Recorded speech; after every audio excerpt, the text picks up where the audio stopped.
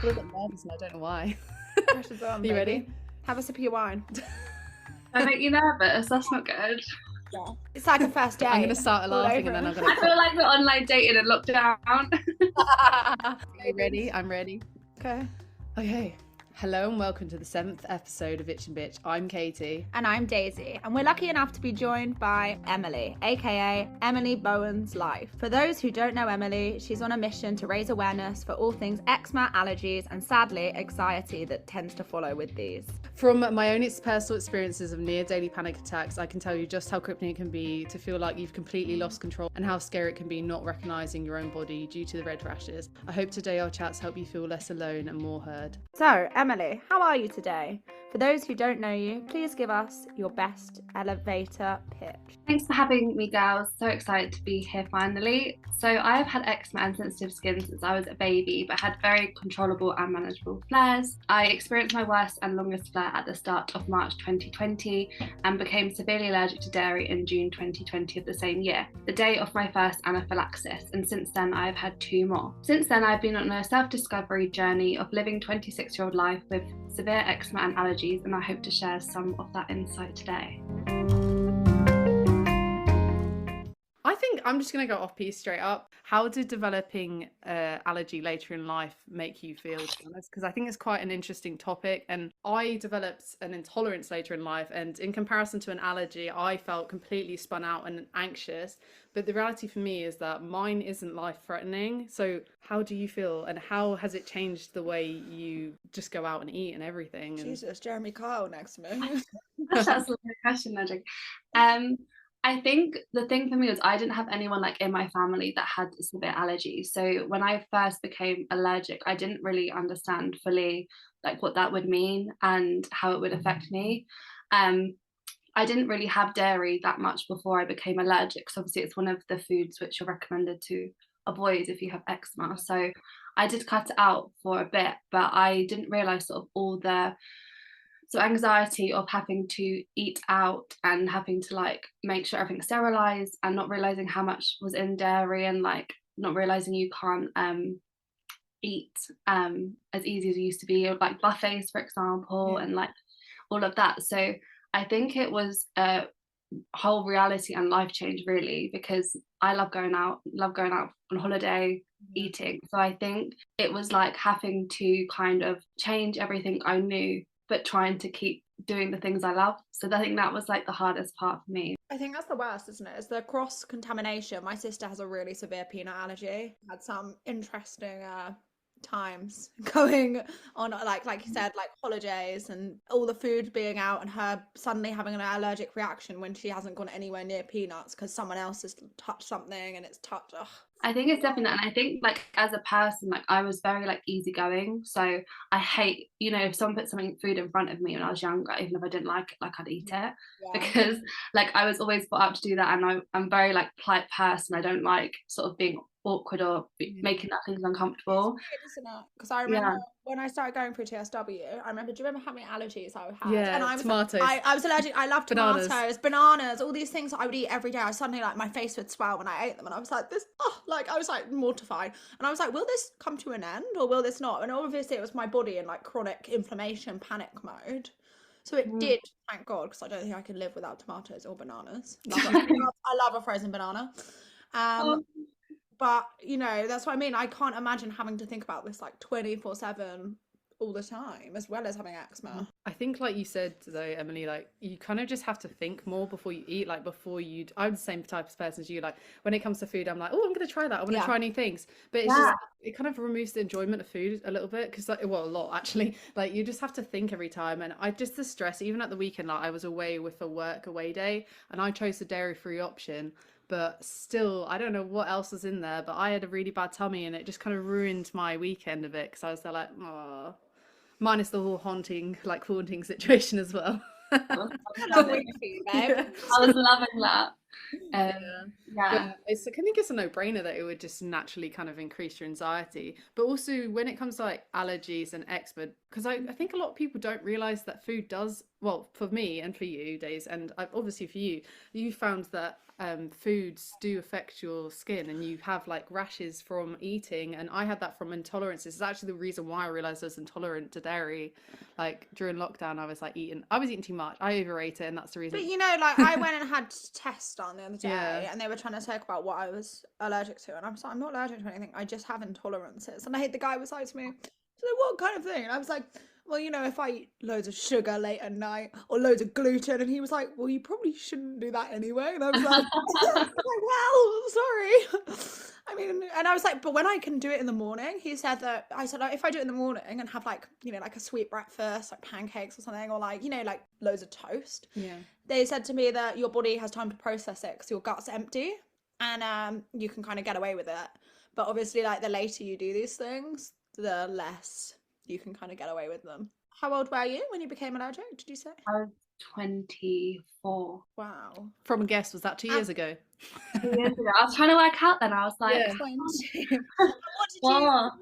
What did you become allergic to? Peanuts? No, Something like that? dairy. Dairy.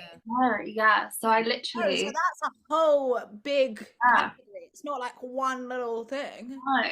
And it was so weird because I literally had the same lunch. I remember like I was in my bedroom, and it's when I was really ill, obviously, because like I was having like my worst flare ever. So I literally was like in bed getting like food brought to me, and I had a goat's cheese. So I remember it was like a goat's cheese and turkey wrap, and I had it like all the time. I like always had that for lunch, and was eating it, and I was literally like, my throat's closing up, and I like was shouting like my throat is going to close up, but I didn't know what was happening because like I literally had it the day before.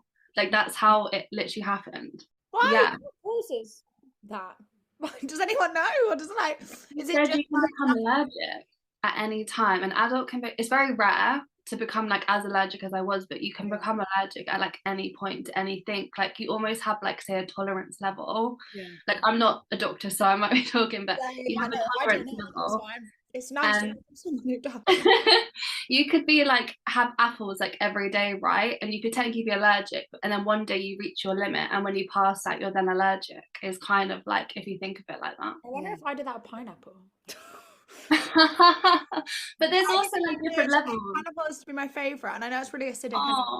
It used to make my tongue bleed when I ate. So one time I ate 6 pineapples, and pineapple in a day. Yeah, like allergic. 24 hours. A whole pineapple. Yeah. My mum used to cut them up, and I used to eat one a day. And then one day I was like, I think I'd been drinking or something, and I think no, maybe it was 4. But my tongue was like bleeding by the end. But and then after the fourth one, on the next day, every time I eat pineapple now, I get like a massive rash around my neck. You're probably allergic. It erodes because it's really acidic. It erodes your thing anyway. Yeah. Excuses. I love pineapple. I can't eat it anymore. Yeah. I think to be allergic, so you can be like anaphylaxis, and then you can just be allergic. So like I'm allergic to like a long list of things, which I don't see any signs of it at all. It's really interesting to hear that as well, because obviously like I think when I talk about dairy being an intolerance, but I'm probably allergic more than I am intolerant, because you do get a bit red.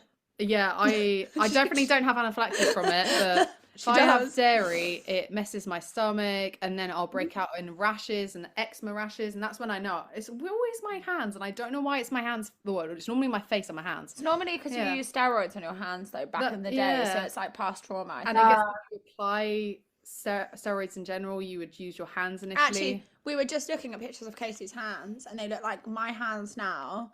Look exactly the same as Casey's last year. Yeah, and Daisy's hands were like, they're quite red right now. They're not as bad as they used to be. Like she's healed so much, but mine had like clear sleeves, and like it was just so weird. But I don't know. But I've got the clear sleeves now too. Where you had, so like a cut-off point. Yeah. So maybe next year I'll have hands like yours, baby. Yeah, rejuvenation.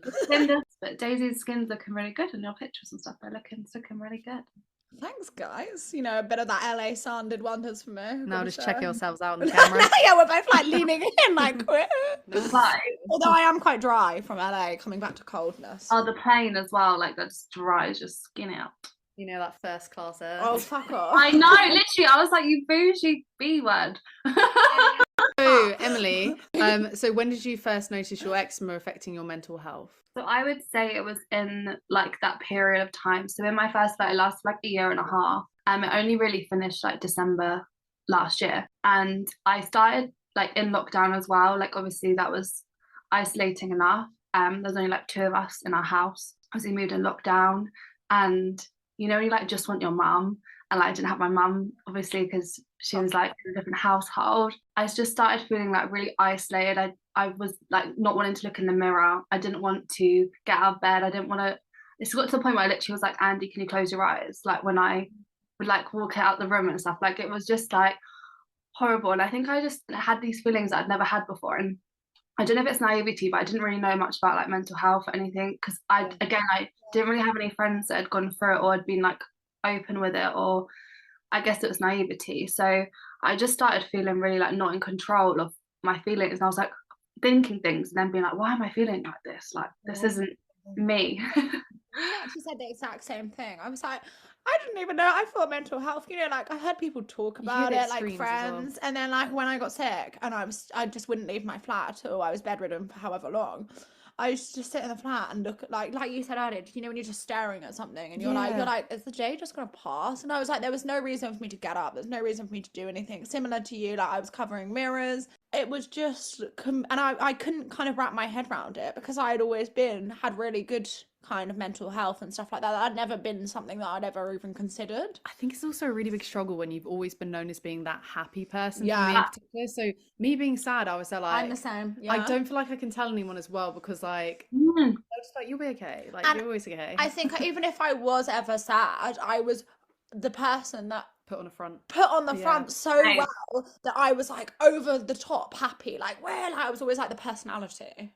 Yeah, like I worked all through my flare and I just didn't go on camera. Like I was on Teams and I would log on and I'd be sat in bed with my laptop on my lap working, feeling awful, and no one knew because I was still like, imagine just like they're just seeing a black screen and me talking, and I was secretly like sitting in bed like crying, being depressed. Yeah. Sorry. Yeah, I think it must have been so hard actually having to work during lockdown because I think because I was working in hospitality at the time. So when I was on what was it, even furlough? That was the word. I was on, what was that word called? Yeah, I was literally on furlough. So I literally didn't have to do anything, just getting my money in. I wasn't getting much money to be honest, but yeah, because of lockdown, I think it actually allowed me to kind of look at my skin a bit more and realize what was going wrong and what I needed to change, and also made me realize I was definitely intolerant to dairy completely. So I feel like I'm one of those weirdos that said I actually liked lockdown because I was able to kind of, my skin was mental, don't get me wrong, but it actually helped me just sit back and realize, because you know what you're eating, nothing's really changing, so you can see what is triggering you more easily. So for me, that was the value I found. Also, I was exercising and I don't exercise, so exercising does me wonders actually. Well, my skin, when I used to cycle to work and back, my skin improved like massively, but it's a bit cold for that now. I think it was all the other anxieties as well. Like it wasn't just like our skin and allergies, it was like everything else going on. When I went home, I started getting better, and then whenever I went back, I associated being sick with being with him and being there. It's no one's fault. It's not his fault at all. But I also felt really bad because, you know, we probably wouldn't have broken up. But I was like, in my head, if I'm with you, I'm sick. Yeah, and you get in that, like, and you stop doing stuff that make you feel sick, right? Yeah. And that was, and it was, yeah, exactly. But also, it wasn't his fault because he was amazing, and I felt really bad because I was like, you've supported me through this for the last 2 years. We were together for a year before. You've had 2 years of me doing this, and then I'm like, I think I'm gonna go home. I can't actually see this working anymore. I'm having a really good time at home. That kind of just tells you about, you know, when stress and how stress really does affect skin and eczema. Like you probably just were like up there, and then because you were like feeling stressed and you're overthinking it, your skin naturally just gets worse. And also, it was a lot to put on for one person. You know, like relationships are hard as it is, but you know, like when you go somewhere, I would go back into the flat, and I'd be like, whoa. I remember how, again, I'd never had depression. I'd never had any mental health issues. And I remember walking back in the flat and thinking, fuck. But like, I remember thinking, oh my God, like looking around the flat and just thinking, oh my God, I was so miserable here. Like I was just trying to sleep through every day. I'd just sit in this flat. And I remember just sitting on Instagram crying. Yeah, we literally changed like all of the house. It sounds like I didn't realize that's what I would need to do if I had stayed up there with him, 100%. Yeah, we like painted our room because I saw our bedroom as like not a prison, but like I literally was just like, so we like painted it now, it's all like sage green and all like, you know, and then But the only thing I can't get in the bath. Like, we have 2 bathrooms and I actually can't go in one. Like, I can't go, I haven't had a bath since I had my eczema flare. Wow. I just, it's like, there's a lot of things I can't, it gives me like PTSD. Like, I walk in there and it's like a smell of, like, I just can't. So I just not had a bath since. You know, I associate Daisy's TSW smell as being epiderm. She literally, I'd walk up to her and all I would smell was epiderm. Epiderm and metal. Yeah, no, Daisy would just smell like epiderm. Like, she would admit, like, she'd have like this barrier around her because she was literally applying like a whole litre of epiderm a day. I would actually use probably like, at my place, I use a litre of epiderm a day. No, it was crazy. I'd come around, I was like, what the hell? I'd spend so much on epiderm. It was outrageous. Like, I'm glad they've asked me to do a bloody advert now, because trust me. Do you know how embarrassing me and her are though? You might have been following us at the time. We used to do these stories, but like, sponsor us. Well, I remember that. You used to write at the bottom, like, I guess another one just to ask everyone. I might just target this one at Daisy for fun. So one of my favorite questions that I wrote for the skin stories that you guys may have seen on our Instagram was, what's something that you cried about at the time but you look back and laugh about? So for instance, like, we're not going to tell the story of Daisy and holding boys' hands because that's an overdone story. Oh my God. Like, mine are just, I think I've said mine. It literally used to be like, I think my funniest is I honestly used to make Andy, bear in mind he used to like see me, we sat next to each other in a bed and I literally would make him close his eyes. Like, when I sat next to him, I'd just cry about it. I'd cry and then I'd be like, you could open your eyes now, and I'd like left the room. Oh, that's so sad. But now it's funny because we laugh about it, because like, I can't, it was, I literally just used to be like, close your eyes, walk in, and then I'd turn all the lights off and I'd like have to sit in the dark. But now I like laugh about it because I'm like, it's also important to say though, when you're with the right person, they won't make you feel like you can. That's why it's funny. Like, he didn't care. He saw me all the time, but then it was just me being like, yeah, of course. And that's what I mean, when you're with the right person and they know. Mine's more of an endearing rather than something that I cried about at the time. I think back, the whole name of Itch and Bitch actually came between me and my boyfriend. We used to make jokes. So he used to tell me, he's like, stop itching and bitching. And we used to do like weird voices of each other. And then, because I would literally like, he's just like, he'd always be like, no, you look gorgeous, you look fine, like, honestly, like, I don't know, like, it's not as bad as you think. Like, he'd say everything I needed to hear, kind of thing. But I'd be like, I hate my skin, it's horrible, and it's so sore, and I'd be crying, and he was just like, oh my god, stop itching and bitching. And then like, when it came round to it, yeah, it was me and Sol. And then like, when it came round and Daisy was just like, it's something that we hadn't said in a while because my skin had got a lot better and it got really bad again. And then I met Daisy online. And then I met Daisy online and we started dating. And then got pretty serious pretty quickly. Yeah, within 2 weeks we had a podcast, and then she was like, oh, what do we name it? And I was like, I don't know, I'll go away. And I went away overnight, and I said to Sol, and he was like, why didn't you call it Itch and Bitch? I was like, oh. I love the name. And it has like this whole story behind it. But me and Daisy, modern day, I'm the itch and she's the bitch, but she's the badass bitch. What? It's not a thing, it's a badass. I love it. Let's do it, guys. Have you ever had your boyfriends? Like, this is going off piece a tiny bit.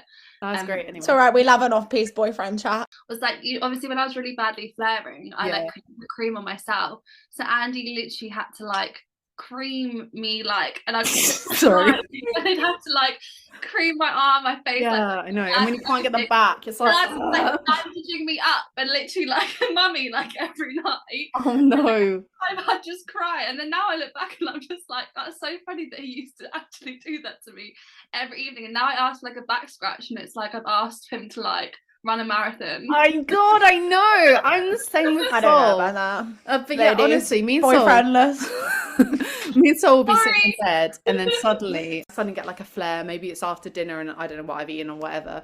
And I'm like, oh my God, I'm so itchy. And then he's like, quick, grab the creams. And then like, he'll run to the other side of the house and he'll get the creams for me. And he was like, turned around to me the other day and he's like, we should make a meme together. How did you kind of come to terms with it, and what's your advice for people who are kind of finding that their skin and everything that's going on is really affecting their kind of mental health? Like, what's your kind of coping mechanisms, I guess? I think I have like two, because I know not everyone can do maybe one of them, but I was actually my doctor that recommended my therapist that I go to. Honestly, like, I know everyone's had really bad experiences with GPs, but the one I finally went to, like, I had my fair share, But the one I went to was like, I just think you need some help, because they were doing like a questionnaire. I don't know if everyone else has it at the appointment, and they asked you like on a scale of 1 to 10 how you're feeling, and loads of different questions. And I was really honest in mine, because I wasn't having to say it to someone like my mum or Andy or like my dad, because I probably wouldn't have said it to them. And then they were like, we can recommend this therapist. And I started seeing her, and it was so nice to be able to speak to someone who had no judgment, because I feel like even just someone in the eczema community, maybe if you can't have access to a therapist, but someone that you can speak to without like upsetting them, because there's a lot of things that you feel and you want to say, but like you're not going to say it to your partner or your parents or your best friends, because firstly they might not understand, and secondly you don't want to scare them. It's weird, isn't it? Because it took me a long time to get to the point of like everyone's journey is different, everyone has their own opinions. There needs to be a place where it's open and you can see medications and all of these things and options for you, natural and not natural. But I remember at the start of my journey, I remember being, because I was just so angry. I remember someone spoke to me and they said like, oh, do you think this is a good idea? And I remember being like, no, I'm just really like rude about it. And I remember being like, oh God, I'm so mean. And I like look back now and I actually think about it all the time, because I'd never say that to someone now. I'd never be like to you, don't take steroids, don't. It's your body, it's your life. Like, as long as you're educated about any drug, I support your decision. But at the time, I think I was so PTSD, like, it's ruined my life. How are you going on all these drugs? Like, yeah, I know. And I also think if you're having feelings like that, that's the moment when you realize you need to go and speak to someone, because you haven't properly processed what's going on. And trauma is something that lives and comes back out, and it does make you feel a lot like it can just suddenly one day hit you. And I hadn't. I'm pretty sure I did. I was like, that was so mean. You were such a bitch. I was like, but I was also in such a shit place. But also, so was she, and she was asking, like, you know what I mean? Like, just the whole. Like, we're having therapy a few days. I've had a long day. I've been listening to breakup songs for the last 4 hours. Oh my gosh. Oh my gosh. Saying about the anxiety thing, I used to worry. It's like when I first started going to the doctors, the other layer of anxiety was then like, should I do that? Like, this person says it's not good. This person says, this person had a bad experience of it. Am I going to be judged of doing it? Like, I remember that was like a whole nother level of an anxiety. It was like, will people say, like, judge me because I'm like doing something, or like really weird, isn't it? Because I now treat at work, I treat a lot of long COVID patients, I treat a lot of cancer patients.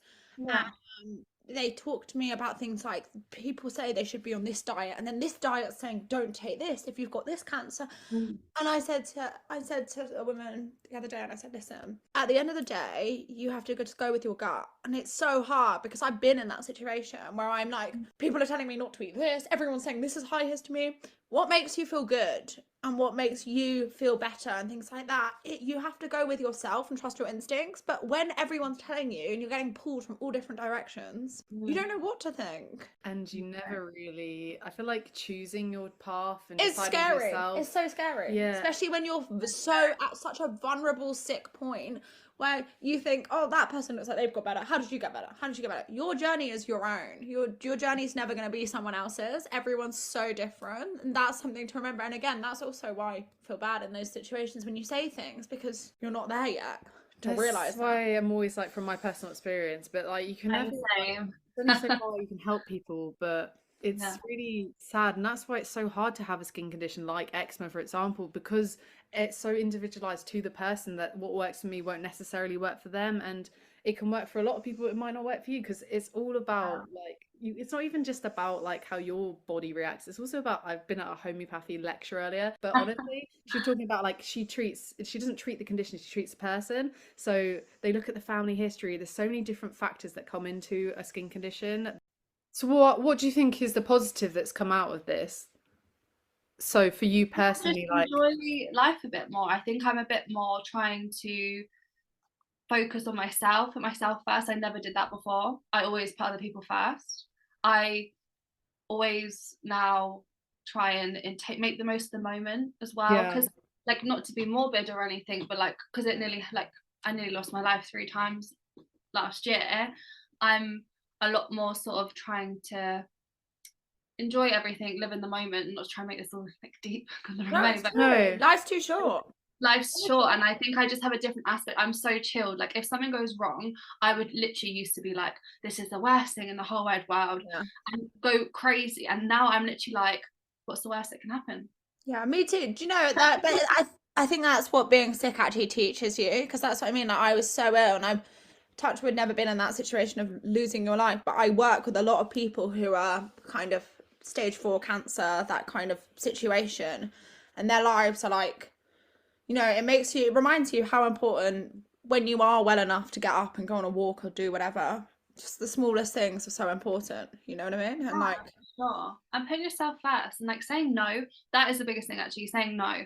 what do you know? Actually, I had this really funny conversation with someone the other day, and I said, you know, when you were like younger, and you'd like go somewhere with your grandparents or your mum or dad, or like you go somewhere with someone who is older, and they'd like be like, look how nice this is, and especially like plants and flowers, you're so right, yeah. and so, and you'd be a kid, and you'd be like, what are they fucking talking about? I see that shit all the time.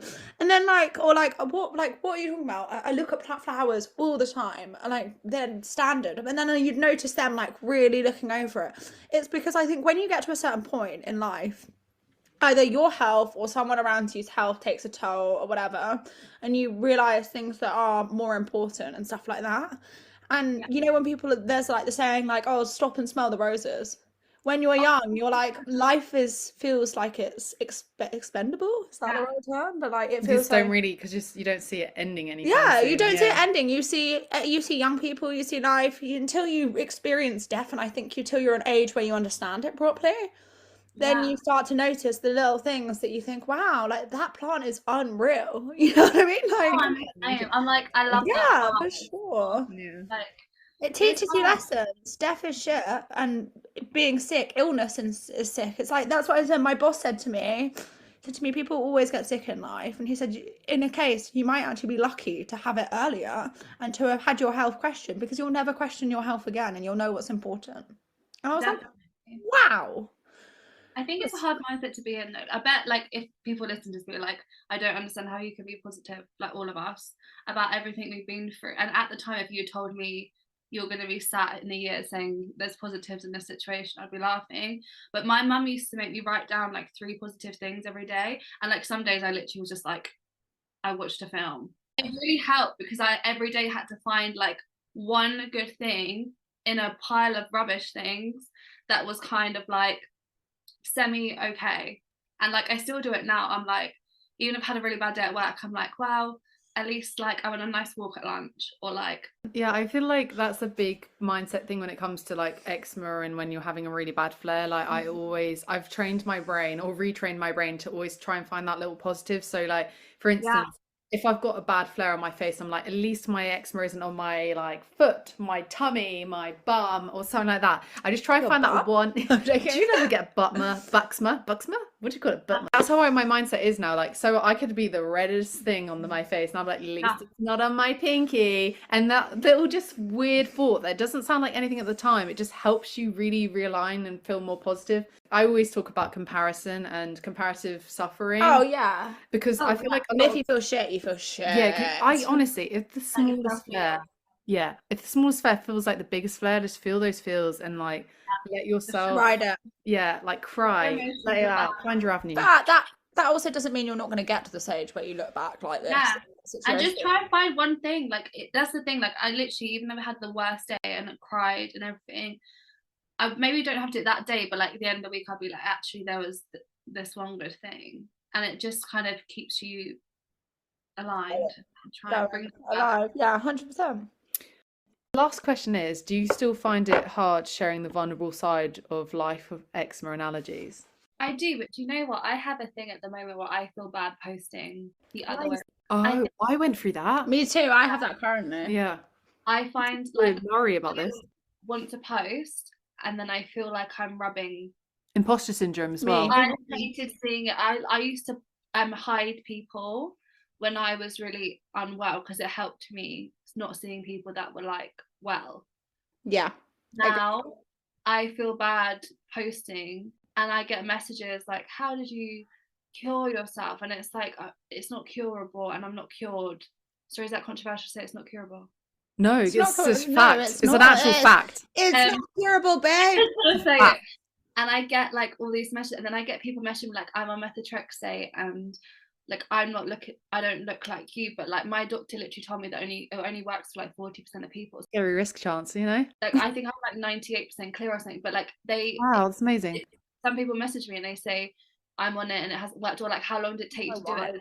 And that's why I changed my name as well. Well, the allergy thing as well, but also because I was like, I feel imposter syndrome saying like posting it, and I don't have any right now, but I still have it. Like I'm always gonna have it. I just don't have any right this second. But then we've both been through that, right? Yeah, and Daisy's changed her name on Instagram a few times. She's been very confusing, I'm not gonna lie. She used to be called Maisie Darling. Everyone thought my name was Maisie for like years. Yeah. I think we need to be the itch and the bitch. I think that'd probably I think that's great. I'll just be the and. But no, that's down. Okay, we're all in, gals. I feel that's like, yeah, I don't feel bad posting about it. I feel like I used to be really careful in what I said, and now I'm a lot less. I'm quite open now on that. But yeah, I feel the opposite way around to that question. No, I did go through the exact thing you were saying about, so my skin, I don't know what I did. I guess everything I was doing suddenly just started to work in unison, and my skin is really good. It's best it's been in like years, because I've had the last 3 years of shit. Like my skin's been terrible. I'm sorry now. But yeah, it was terrible. And there was like flares on my hands in particular that were lasting like 6 months and they weren't clearing, and there was nothing I could do to make them better. And then suddenly my skin got really good, and again I was getting people messaging me saying, how did you cure your eczema? How can I cure my eczema? And me and Emily have talked about this before. It's like traumatic as well sometimes as well. Like this is bad. I get sent pictures, right? And I find looking at old skin, some of my skin pictures quite triggering. And you open up your DMs and I've got like people sending me pictures of their like whole body saying like help me, and I am like it's hard because you want to be open as well. Like I always want to be like, I'm here if you need anything. Like I want to be able to help people, because like when people ask me and I used to ask people for advice, like I really honor like and appreciate when they replied, but then I'm also just like, some things you have to protect yourself, and like I'm just like I just can't, as you said, Katie, like I'm just like I just can't. Yeah, so now if I get a DM and they're asking me how did you cure your skin, I've actually got to the point where I'm like, if you don't realize that you can't cure eczema and you haven't done enough research on your own to realize that, then I can't help you. So I have to, for my own mental health, I will delete the DM. And if someone messaged me saying how do you cure it, I can't help you. Like, but I also feel like you're the better person than me, because like I said, me and Katie knows I'm slightly traumatized. So even when I watch people and I see them post pictures of their like flushed faces and stuff, I'm like, a girl I spoke to who actually came to my work and stuff, like hadn't had a treatment, said to me, oh, like you unfollowed me, and I was like, I'm really sorry, you just posted a picture and it triggered me. And I get triggered and I get panicked and I'm like, I need to not look at this now. So I unfollow, and I'm like, it's not because I'm spiteful, it's not because I'm mean, but Katie deals with a lot of the hard work because I have PTSD. When people always send us pictures. Yeah. I'm like, I can't fucking, I beep can't deal with that, because it is like person, isn't it? And she's a better person than me, because Katie's far better than me. Being able, I'm not in a place where right now where I can. You've got to protect your own mental health before you help anyone else. I think it would psychologically mess me up. Yeah, I do try and like reply, but even if it's just saying like, I think you maybe need to try and speak to your doctor, or like I'm like, this is the creams that I use, but like that's not just. And I think the other thing as well, people are like, what cured you? And it's like, well, it's actually like a multitude of things. It's like a lifestyle change. It wasn't just like one product that cured me. You know? Rounding off this podcast, what do you kind of want to leave people with? What's your final golden nugget of wisdom? I think the best thing you can do is, with anxiety, skin conditions, allergies, everything like that, is firstly find I always say support system. Also just to try and find that tiny spark of positive in every single day. I think afraid to ask for help as well, and if you need it, not removing the stigma away from it. Like I think as well, people don't think a skin conditions are good enough, or an allergy or a lifestyle change is a good thing. And I think if you need it and it's going to help you, then it's like the best thing you can ever. I normally say this whole speech about how happy I am to have you here. We're really happy. I just accept that you're happy to have me here. we're happy. I'm happy that you girls wanted to talk about this. I thought you were going to say talk to you. Well, I'm glad that as well. Emily, Look, I'm not going to show. lie, Emily. For months, I've put the box up, and we haven't really done podcasts that often, but every time I put the box up, everyone would request you. So then I was like, who is this Emily gal? Yeah, you've got some followers, man. Girl, you're famous. Yeah, and Loyalty. the only reason I found your Loyalty. page is because of people requesting you. So I was like, who is this gal? So I went and checked you out, and I was like, wow. Don't worry, Emily, I already followed you. Oh, thanks, hun. Don't worry. Look, you know what it is? I think you do have like always like, I don't know, you always don't know what people are going to be like over the internet, right? Like, I think we just get on. So Emily, would you like to join in on our little classic thing? Are you ready? Okay. What am I doing? Itch and bitch. Itch and bitch. Yeah. Woo!